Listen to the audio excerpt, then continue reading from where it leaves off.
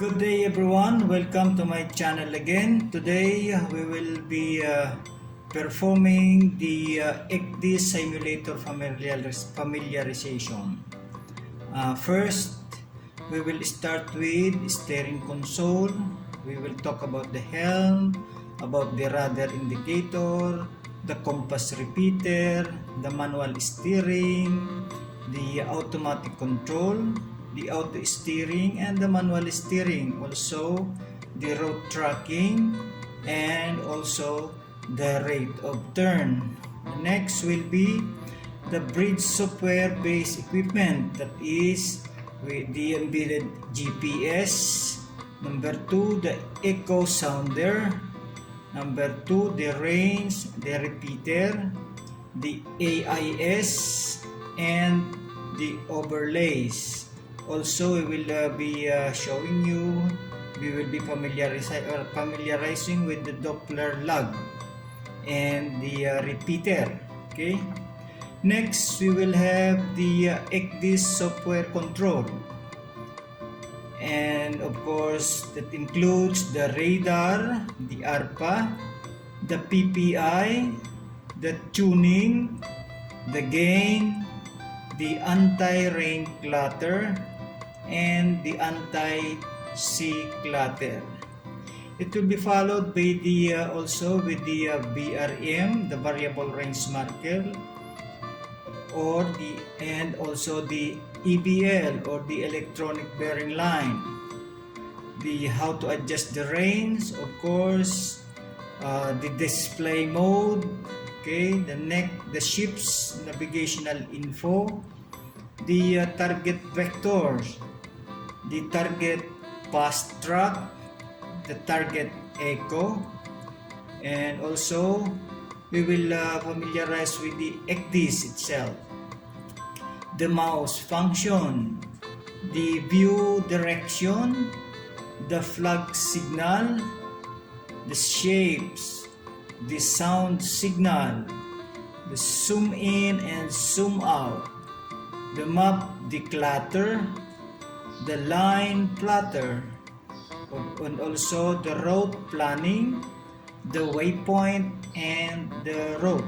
Now, also we will be familiarizing with the coning console, especially the telegraph orders, the ordered RPM, okay, the actual RPM, the thrusters, viewers, port and starboard, the auto steering, the follow-up and non-follow-up. Okay, so after that we will have the actual familiarization. Okay, thank you.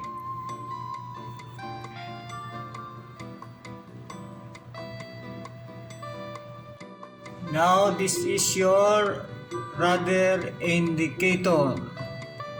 When you command hard starboard, the rudder indicator will show you that is on the hard starboard.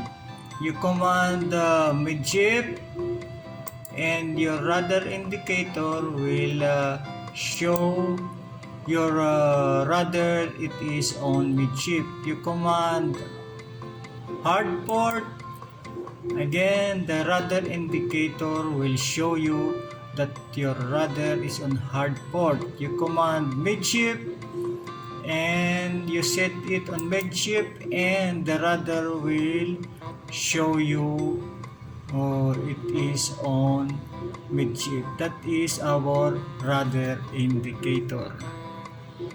For the compass repeater, this is your compass repeater. You can see here that it is on 230 degrees.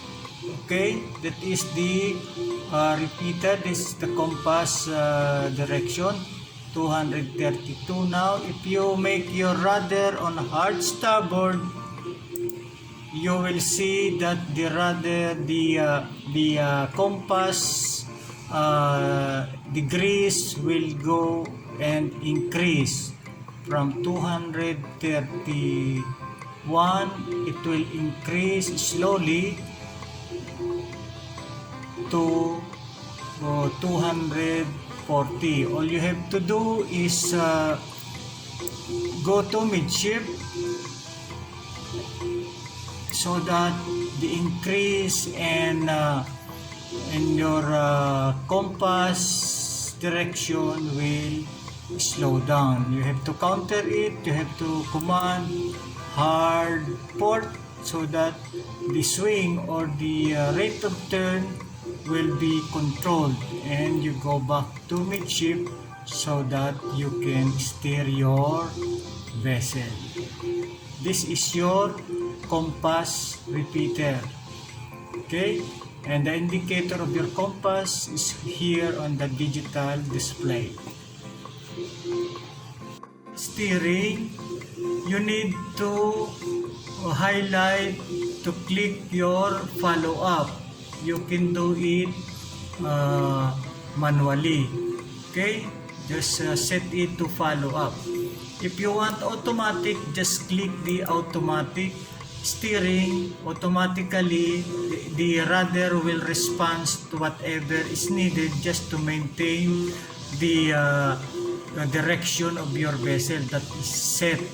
Your vessel is set to 253 degrees. So your automatic steering will continue to control your vessel close to the 253 degrees automatically. You see, even though you do not touch this manual indicator, then automatically your auto steering will adjust to the required rudder angle so that you can maintain as close as much as possible to the 253 degrees setting you made on your compass. Okay, you see, this is the automatic steering. It is set to the auto. If you are going to do it manually, you have to shift it follow up. Okay, you see, it lights up. So we go back to automatic. Okay, for the rate of turn, you see, this is the ROT. If you put your rudder to hard starboard, you can see that the rate of turn will increase. You see, now your rudder is already on hard starboard. So you will see that the rate of turn now increasing. Okay, your rate of turn is here 26 to starboard. Okay, so that is the rate of turn. So if you see that the your vessel is turning very fast, you have to counter it. Okay, or you just put your rudder on midship and do the other way, the hard port, so that you can control your rate of turn. Okay, as soon as the rate of turn get to zero, then you have to stabilize your rudder so that your vessel will not swing back and forth to the starboard and port. Okay, so now again your rate of turn almost come to hard zero, so you can go to automatic steering so that your vessel is automatically be controlled. Okay, on this conning console you have your GPS. You can control, you can manipulate, you can do whatever you want on this GPS. Okay, you can power on on and off. Okay, so you can manipulate this GPS embedded on your conning console. So this is your echo sounder on your conning system. The depth of the water is 46, 48, something like that. And of course, this is the latitude and longitude of that area where you measure the depth of the water. That is, remember, this echo sounder, it is measured from the bottom, from the seabed up to the keel of your vessel. Okay, that's the depth of the or the under keel clearance, that is 53 meters. Okay, this one is your Doppler Log. Okay, this Doppler Log measures the speed of your vessel, how fast your vessel is moving on the surface of the water. Okay, this measures in knots. Okay, like for example, this one is 10.7 knots. Okay, that is the speed of your vessel.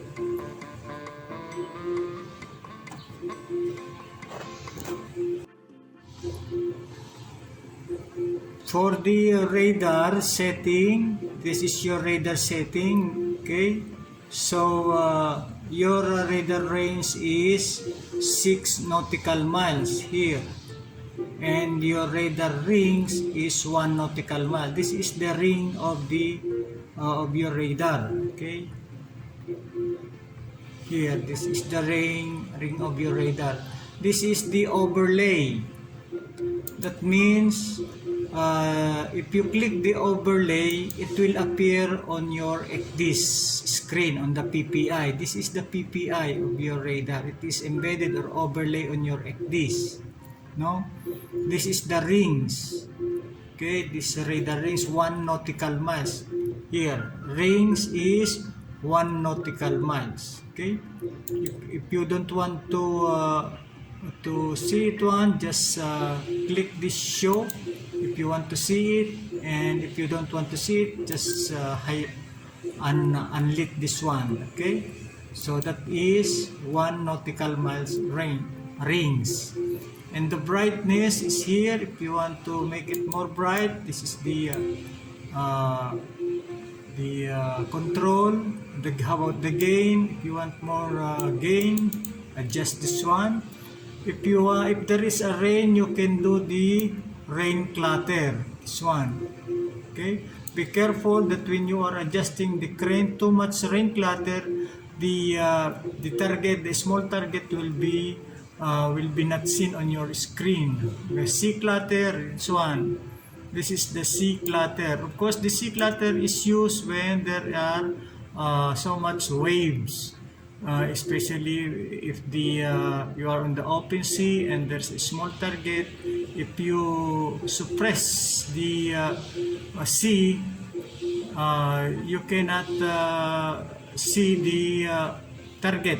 I mean, the echo will not be visible on your screen. Also with the rain clatter. So if you use the rain clatter, make sure that you still see the target. So don't make it so much, don't make it on a full scale, no, just make it a minimum.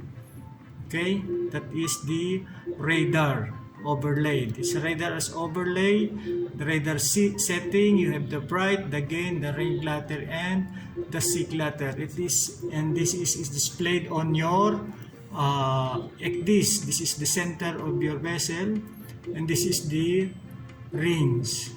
Okay, you can also put some EBL on that. Okay, on the radar console, if we talk about the PPI, this screen or the display, this is what we call the PPI, or the pixel per inch. That is the meaning of the PPI, pixel per inch. It regards with the resolution. No? Now the tuning, here you can see the tuning. It will be here on the tuning, the gain, okay, the rain, clutter, the C clutter. If the rain, just you can click this one, and you can increase. Also the C clutter, you can click and you can increase. Okay, you can reduce the C clutter, click the rain, and then you can reduce it. Okay, for the gain, you can also reduce the gain, you can increase the gain, so that the target or the echo will be more visible on your PPI or on your screen. And this is the tune. Okay, tuning of your radar.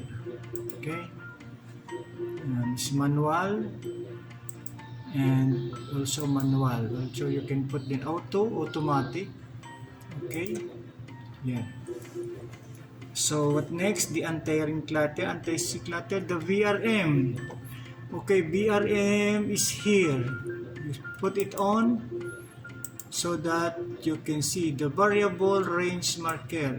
Okay, you can do it manually, and you can do it electronically. You can adjust. Okay, you can adjust the VRM. Okay, or VRM2, you can switch it on, and then you can adjust the more distance or the closer to you. Okay, that is the VRM. And of course we have the EBL1. If you put it on, you can click this one, you can adjust, you can set it to any direction. Electronic bearing line will give you the correct bearing for the target. For example, this island, you want to measure the bearing of the tip of the island, you can put the EBL there, and then you can see that the bearing is 353.2 degrees. That is true bearing because you are on the north up. Okay, so the next will be the range. The range here, your radar now is set to 3 nautical miles range. Just click the plus button, you will see it will increase. Okay, the 6 nautical miles, and more bigger area can be seen on your radar. You want it 12, then more visible, more area can be seen on your screen, but it is difficult to identify if it is on the larger scale. So you have to just put it on the suitable range of your radar, so that you can identify easily the target or the echo on your radar. Okay, so what else? We have the display mode. Okay, for the display mode, we have the north up, we have the course up, and we have the course up, north up, and head up. Okay, so what else? Target vector. Now if you acquire this target, for example, there is some kind of a vessel, you acquire this, and then you can see the target vector of that vessel, whether it is set to 6 minutes, 12 minutes, or 3 minutes. Okay, that is the target vector, the length of the vector that is being displayed when your target is already visible on your screen. Okay.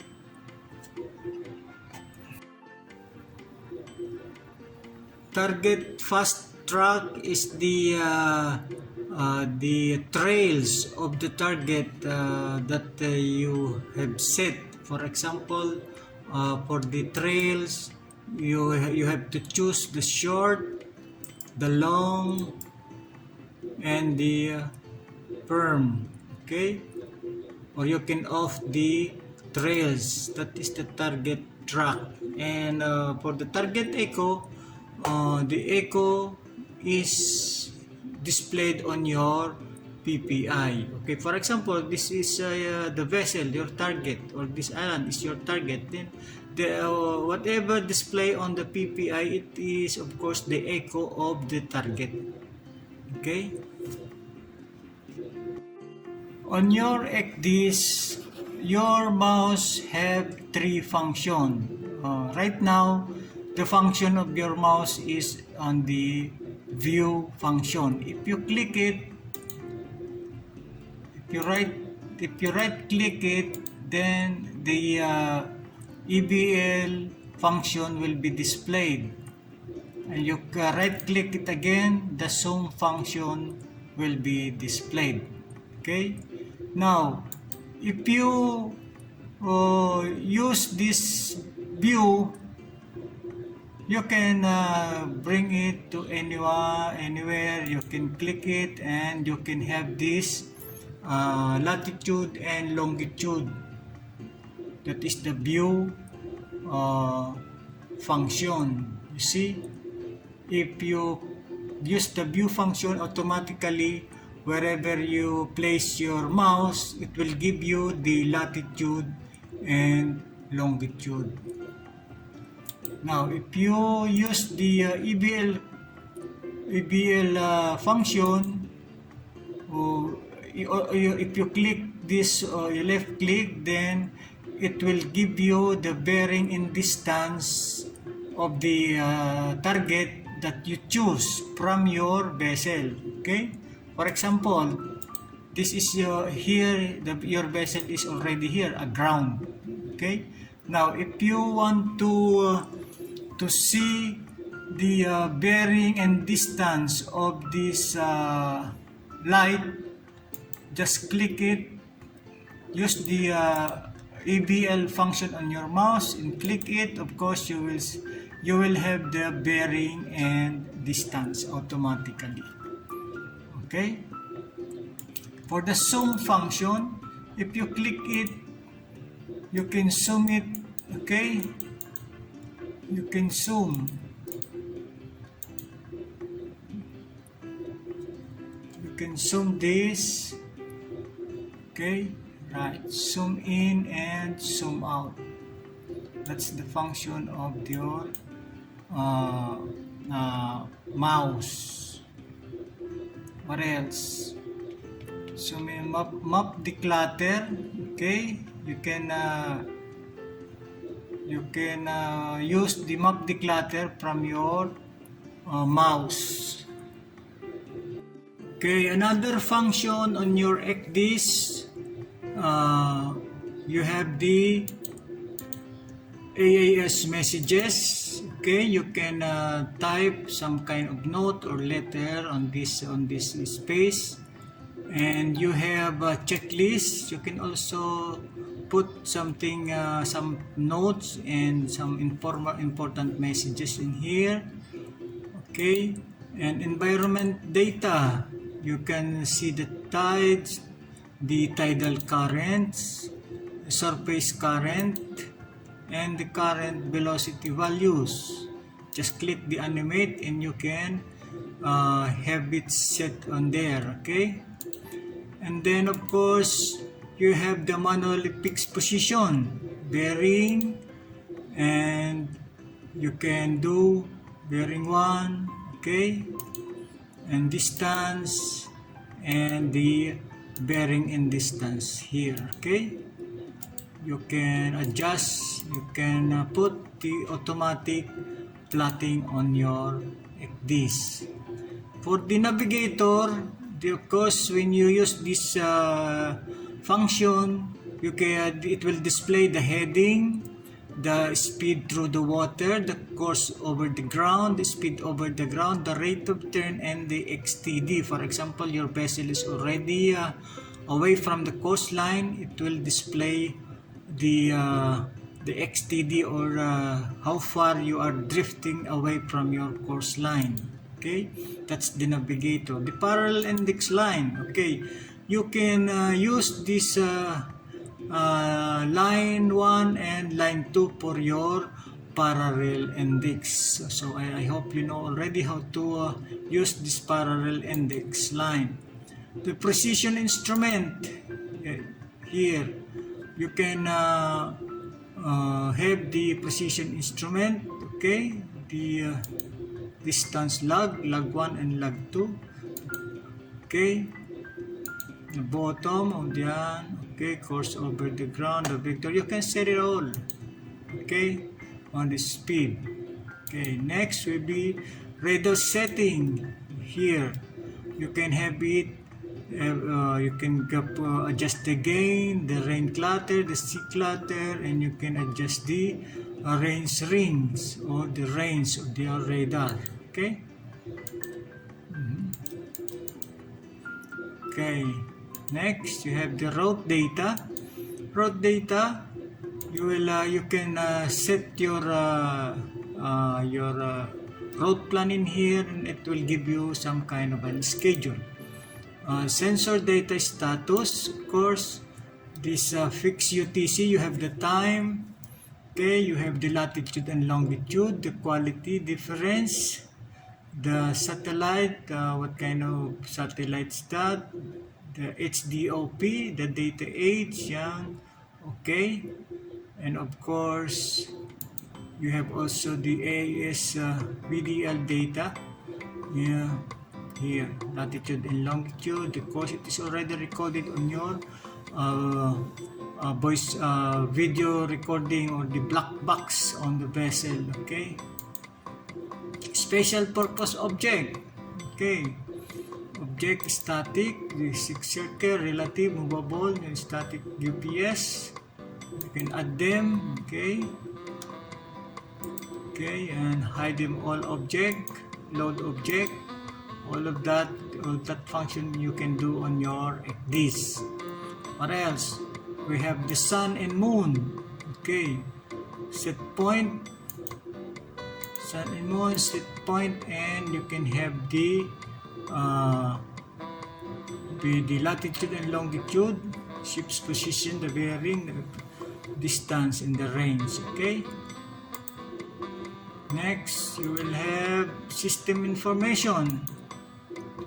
The drift, how much the drift you are making, the current in your vicinity, the safety contour, 30 meters is the setting here, the true wind, your relative wind, the water temperature, the depth. Okay, you can see here the depth is 1.1 because your vessel is already aground. Okay, trial maneuver, you can also use your trial maneuver. Okay, it is the trial time, the delay, the radio, the set CTW, and the set speed that you will use. Okay, and of course the target. Okay, guard zone, you can put some guard zone 1 and guard zone 2. Okay, you can put that one, you can see here on your this is the guard zone. Okay, okay, what else? We have the track control panel. Okay, load route. Okay, for example, the road this road number 8. Of course, it will give you some data. Distance to the waypoint is 6,447. XTD, or so much drift from that waypoint because it is already that road plan is very far from you. Okay, what else?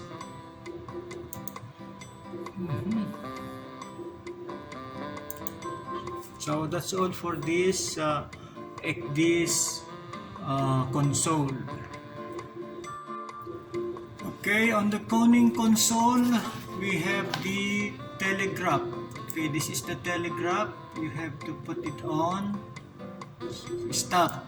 Okay, if the order is stop, then you have to put it on stop. If the order is on dead slow, you have to put it on the dead slow. If the order is slow, then you have to put it on slow ahead. And the order is half, you put it on half, so on and so forth. If the order is full ahead, then put it on the maximum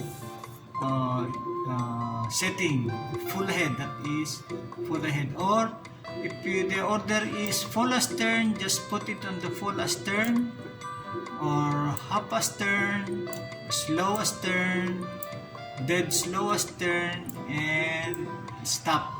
Okay, that's the function of the telegraph. Order RPM is the rate per minute of your engine. Here, if just in case the engine is the vessel is stopped, so there is no RPM. Okay, so if you put it on full speed ahead, then the RPM will increase. And if you follow the order of the RPM, to say for example 90, all you have to do is set it to the maneuvering speed, and it will go up to 90. If the 90 RPM is the maneuvering speed of your vessel. Okay, so this is the setting, this is the RPM.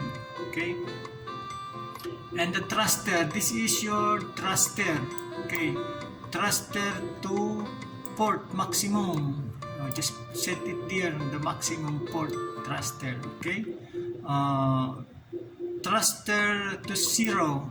Okay, midship thruster, and thruster to maximum starboard. Maximum starboard here, that is the thruster, that is your forward thruster. Okay,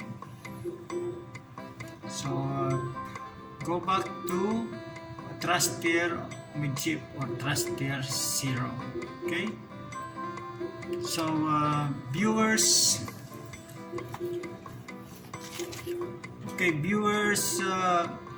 port and starboard, view port. Okay, you can view port side, you can view midship, you can view starboard side, more, you can view it. Okay, you can view the entire side and aft of your vessel. Okay, that is the midship view. And what else? We have the auto steering. Here is the auto steering. Just click it, highlight this one, and it will be automatically steered automatically. Follow up is used for manual steering. Okay, and non-follow up is when you are using your joystick. That is the non-follow up. Manual program, if you are setting it manually. Okay, so that's all for the familiarization. If you have any question, just tell me so that I can explain.